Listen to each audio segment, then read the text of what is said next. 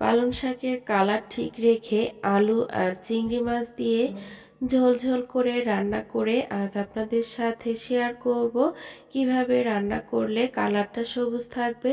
তো কথা না বাড়িয়ে চলে যাব রান্নায়।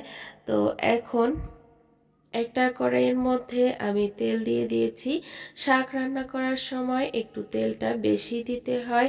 তো আমি এখানে হাফ কাপের মতো তেল দিয়ে তেলের মধ্যে কিছুক্ষণ আমি চিংড়ি মাছটাকে ভেজে নেব।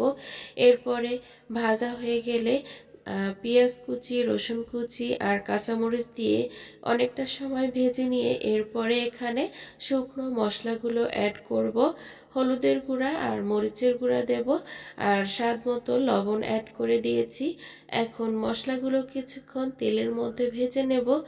ভাজা হয়ে গেলে এখন এখানে আমি সামান্য একটু পানি আর আগে থেকে কেটে রাখা আলুগুলো দিয়ে দেব।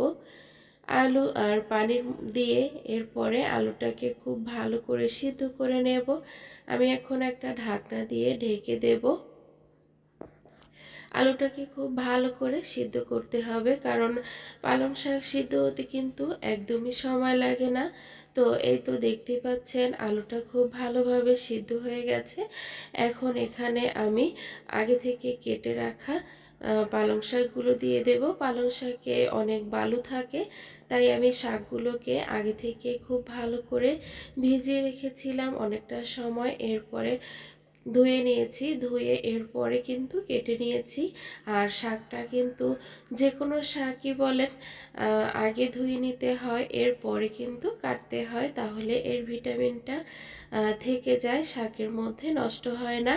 তো সবগুলো শাক দিয়ে দিয়েছি। এখন একটু নেড়ে খুব ভালো করে মিশিয়ে নেব। তো মেশানো হয়ে গেলে এখানে একটা ঢাকনা দিয়ে ঢেকে দেব। আর মনে রাখতে হবে চুলার হিটটা কিন্তু একেবারে প্রথম থেকে শেষ অবধি একই রকম রাখতে হবে, এতে করে শাকের কালারটা কিন্তু সবুজ থাকবে। একবার লো করা যাবে না, আবার হাইও করা যাবে না। প্রথম থেকে যেভাবে চুলার ফ্লেমটা রাখবেন ঠিক ওইভাবেই রান্না করতে হবে। আমি কিন্তু চুলার ফ্লেমটা মিডিয়ামে রেখেছিলাম। তো রান্নার শেষ অবধি আমি চুলার ফ্লেম মিডিয়ামে রেখেছি। এখন একটু শাকটাকে আমি লবণটা চেখে দেখব, লবণ ঠিক হলে আমি চুলাটা অফ করে দেব। আর এই তো তৈরি হয়ে গেল খুবই মজার পালং শাক, চিংড়ি মাছ আর আলু দিয়ে ঝোল ঝোল করে রান্না করেছি। কালারটা দেখতে পাচ্ছেন কতটা সুন্দর হয়েছে। সবাই ভালো থাকবেন। আল্লাহ হাফেজ।